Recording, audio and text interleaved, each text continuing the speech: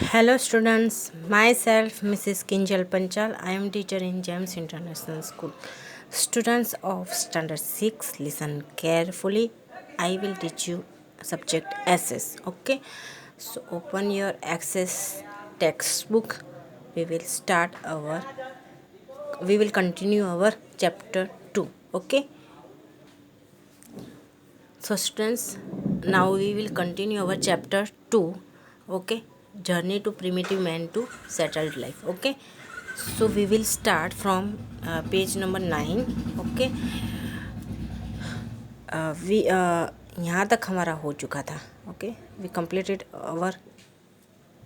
Okay, तो we will start from here. Yes, so listen carefully students. We get information about their human settlements. चलो students, मैं यहाँ से चालू करूँ उससे पहले मैं आपको कुछ बताना चाहती हूँ कि primitive mans means early man. Primitive mans means early. Okay, early man. और सेटल्ड लाइफ मतलब fixed life. Settled means fixed. Early life कैसी थी पहले उनकी कि वो वांडरिंग करने की, वो एक जगह से दूसरी जगह वांडरिंग करते रहते थे. यानी उनका कोई सेटलमेंट नहीं था, फिक्स लाइफ नहीं थी कि यहाँ इस एक जगह. वो अपने जहाँ उसको खाना मिले वहाँ चले जाते थे, वहाँ रहते थे, खाना ख़त्म तो फिर दूसरी जगह. ओके, यानी उनकी कोई फिक्स लाइफ नहीं थी कि वो एक ही जगह पर रुके. ओके, वो लोग खाते थे तो जो एनिमल्स होते थे उसको खाते थे और फिर उसकी जो स्किन होती थी एनिमल्स की, उसको पहन लेते थे. ओके, तो उनका कुछ ऐसा फिक्स कुछ था ही नहीं. फिर धीरे धीरे उनको धीरे धीरे क्या लगा कि water is essential for life. Water is essential for life. Essential मतलब पानी है वो जीने के लिए ज़रूरी है. पानी है वो जो जीने के लिए ज़रूरी है. फिर उन लोगों ने क्या सोचा, फिर उन लोग धीरे धीरे कहाँ रहने लगे, रिवर, सी, लेक, पॉन्ड, ये सब जो जहाँ से उनको वाटर इजीली अवेलेबल हो सके वहाँ वो लोग सेट होने लगे, धीरे धीरे रहने लगे. क्योंकि खाना एक टाइम के लिए ना मिले तो चले, लेकिन without water people can not live more than 2 3 days. Okay, actually फिर क्या होता है कि पानी एक दिन के लिए ठीक है, दूसरे दिन के लिए ठीक है, पर विदाउट वाटर 1 2 दिन के बाद कैसा होता है पता है.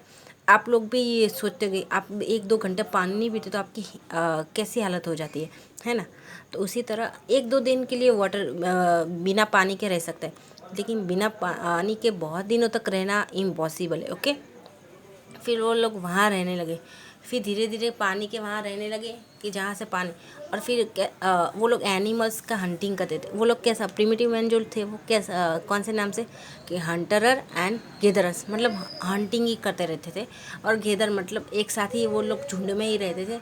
और सब जो खाना होता था हंटिंग करने को, जो जितना खाते थे उतना खाते थे, दूसरा इकट्ठा करते कि दूसरे दिन काम आए.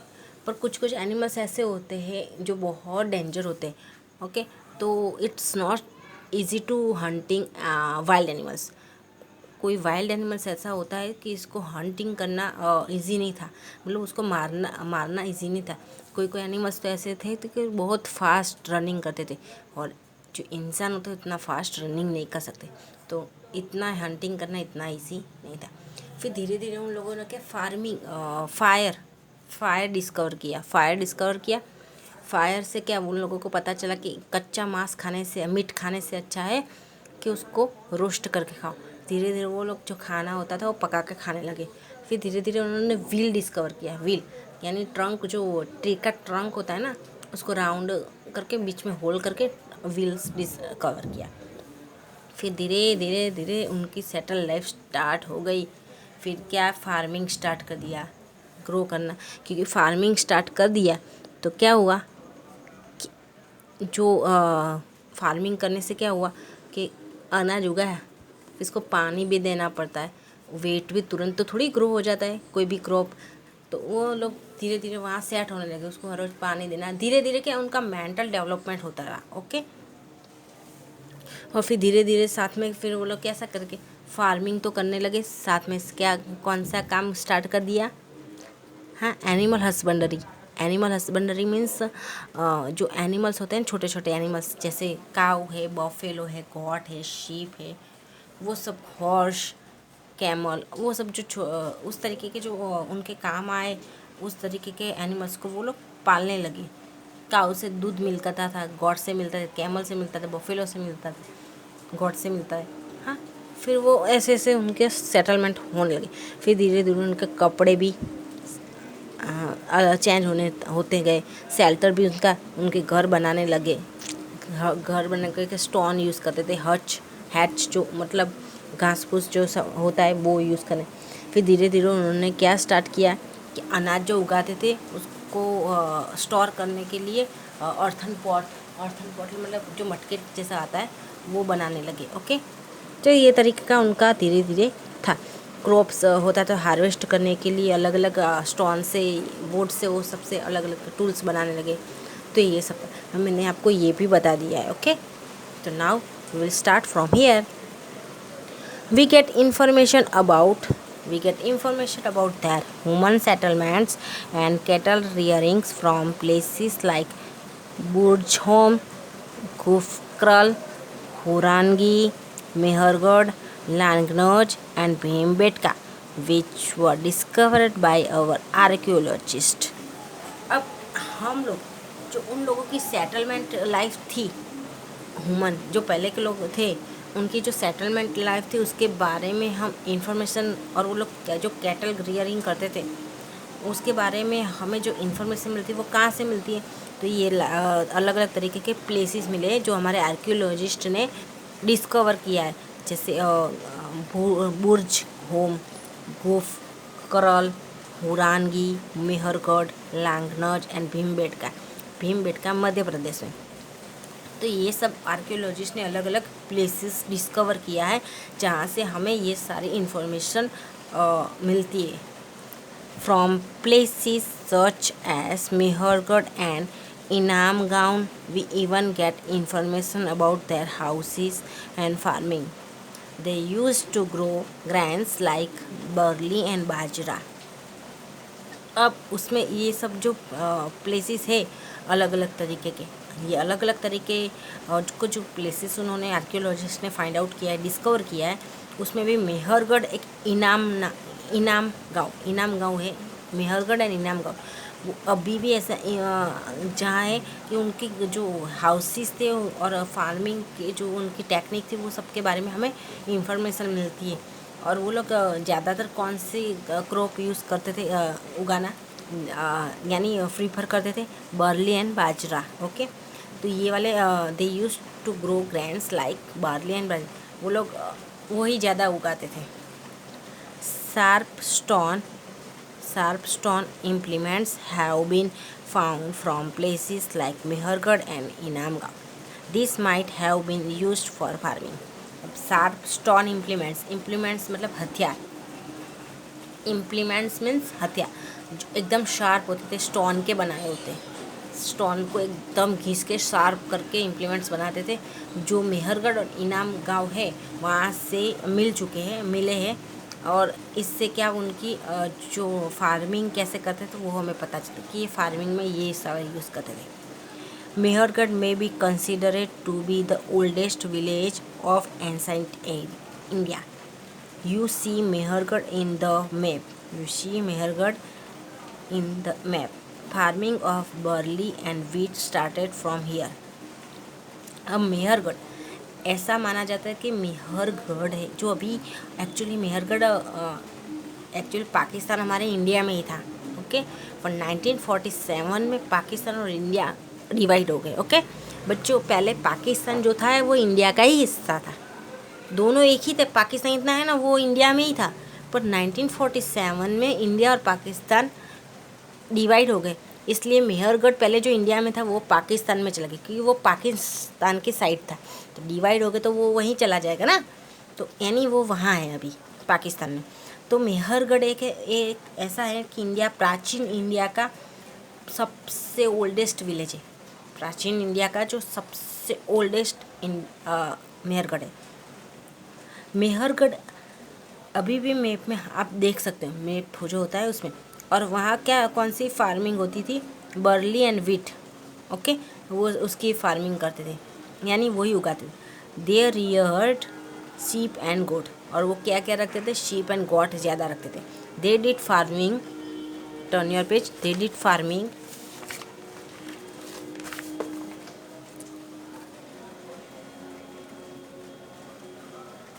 एंड स्टोर्ड ग्रेन, और लोग फार्मिंग करते थे और क्या करते थे, ग्रेन्स जो होते थे वो स्टोर करते थे। Bones of animals have also been found here, bones of animals have bones of animals have also been found here, okay. अब जो एनिमल्स के बोन्स होते हैं वो भी वहाँ से मिले हैं। दे लिव्ड इन रेक्टेंगुलर हाउसेस, वो लोग रेक्टेंगुलर, उनके हाउसेस थे वो रेक्टेंगुलर में शेप में होते थे, okay. Small mans have also been found in this houses, अब छोटे छोटे बाड़ा जो होते हैं, वाड़ा, वो भी वहाँ से मिल चुके हैं, okay. According to the evidences found in Mehrgarh, they honoured the dead by burying them. अब जो मेहरगढ़ में से जो एविडेंस मतलब पुरावे जो मिले हैं उसके अनुसार कि वहाँ अभी भी बहुत कुछ मिल सकता है। एक्चुअली मेहरगढ़ के वहाँ खुदाई का एक्सक्वेशंस करने में मिले, यानी खुदाई का काम कर रहे हैं तो बहुत कुछ मिल सकता है, okay. Many such evidences have been found here, बहुत सारे ऐसे एविडेंस हैं जो वहाँ से मिले हैं। Evidence has been found at one place that god was also buried along with men. अब this suggests their belief that there is life after death also.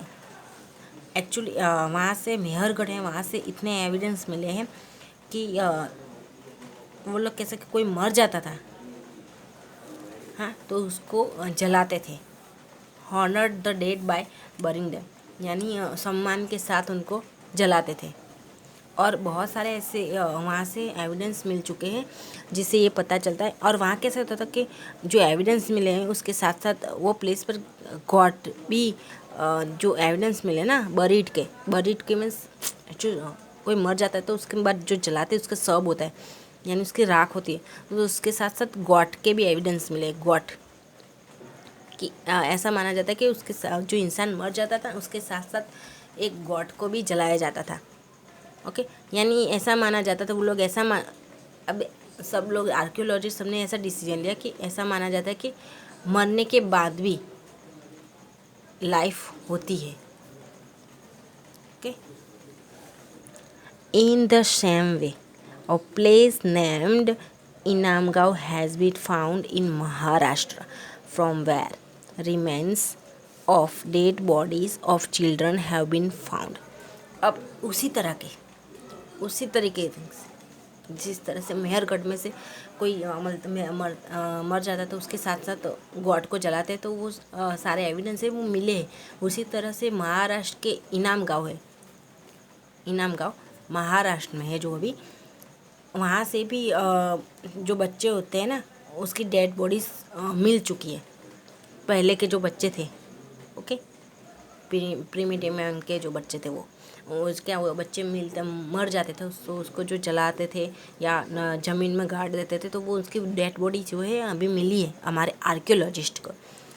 They lived in round shaped houses, reared cattle and did farming of bajra and barley.